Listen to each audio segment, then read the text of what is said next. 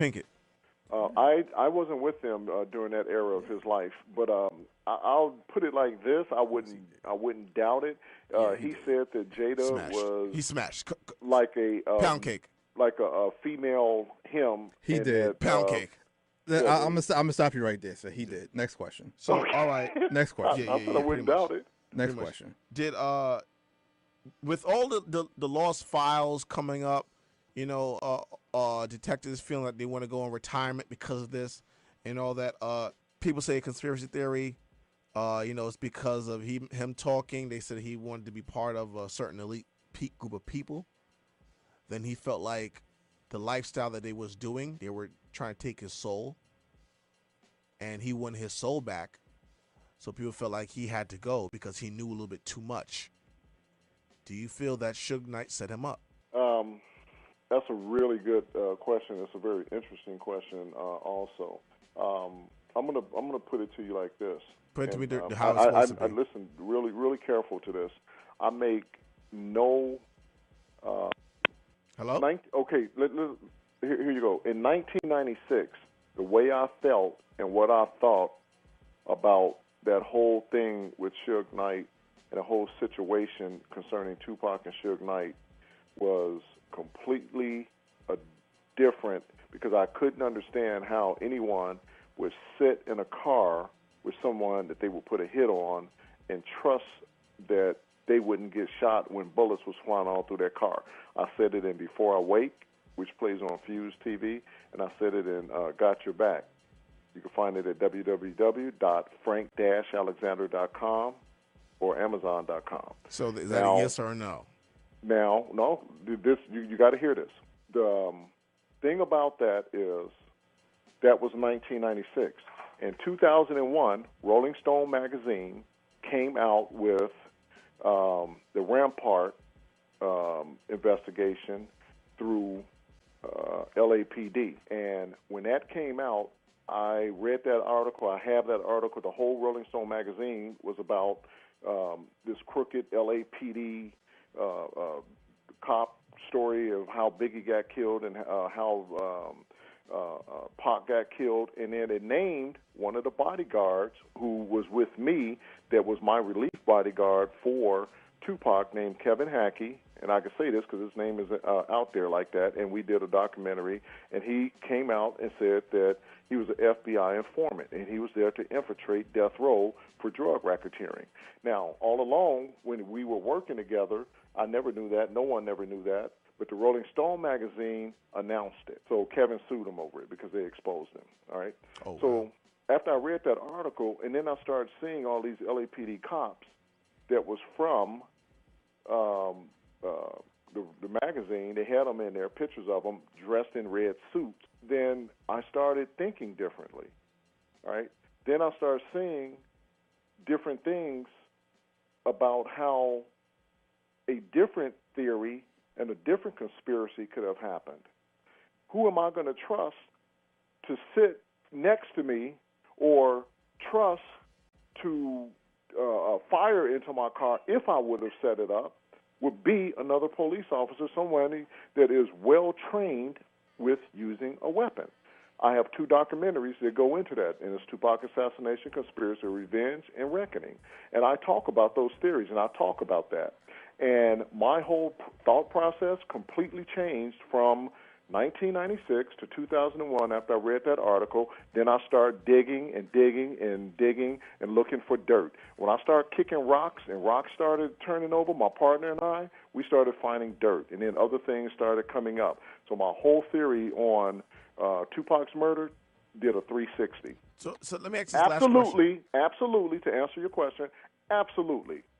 Somebody set him up. Now, the conclusion recently, within the last week or two, the last 2 weeks, 3 weeks, the FBI released a 349-page document saying that in their findings that Suge Knight and Reggie Wright orchestrated and put a hit on both of them, Notorious B.I.G. and Tupac Shakur. That was the FBI's findings after they released their findings and decided to close the case on that murder investigation Oh. for them too. Now that's what they wanted to do. The FBI did that, and the only reason why they can't bring anyone to trial is because they had 17 informants, and all of them said no, they wouldn't testify. So if you don't have no one to testify to the facts, you don't have a case, and the DA is not going to take it. So LAPD, being Biggie's jurisdiction of where he was murdered at, and then Las Vegas being Tupac's jurisdiction where he was murdered at, they're cold case files, and it's going to take somebody to have to solve them. Do I believe that the person that pulled the trigger on both of them are dead? I would say Tupac's killer for sure is dead. The other one, I can't say as far as Biggie goes. I believe Tupac's killer is dead, though. But I believe this. It was definitely set up. No, Both of them. It was set up. Based on your rock uncovering and flipping over, do you or did you see or were you leading to the fact that Suge had something to do with it? And Puffy. Now you say and Puffy. I don't know. Here's the truth. Okay, John 8:32. The truth shall set you free. I don't know absolutely one thing surrounding Biggie's death. I cannot answer not one question surrounding Biggie's death for two reasons. One, I was no longer working with Death Row and the security company. I was long gone. By the time Biggie was killed, I was unemployed, writing my book or whatever I was doing. So I cannot answer anything concerning Biggie, Puffy, because I don't know nothing concerning Puffy, being P. Diddy now. I believe that someone out of Death Row's camp knows who set up Tupac's hit, is what I believe. Based on your rock uncovering and where you were leading and things you were seeing, do you believe that Suge had something to do with that? What I believed in 1996, yes or no? what I believe today, I would more or less point my finger to yes than no, and that being because we interviewed witnesses and people that testified on camera in my documentaries, that Suge Knight and Tupac had a vicious fight in New York at the MTV Awards. And Tupac told one of the bodyguards, after he was finished with a video shoot, they were walking him to the airplane, he told this bodyguard, who's a real good friend of mine to this day, he said, "I'm a dead man walking." And he said, "Pac, why would you say something like that?" He said, "Because I don't want to go to Vegas, and I got a bad feeling about it." And that was September 6th. It was a Friday because they had just finished shooting Toss It Up. That's when the movie records, I think, was starting out. Who was the He wanted to leave. Who was the big enticer for him to go to Vegas? Well, here's the other thing. Everything, you guys are really good because everything that you're asking me, all these questions are in my book. Why, thank you. We just saw the radio yesterday. Tupac had some family matters that was going on in Atlanta, and he really didn't want to go to Vegas. He really wanted to go to Atlanta to deal with the problems that was going on with his first cousin, which was one of the outlaws.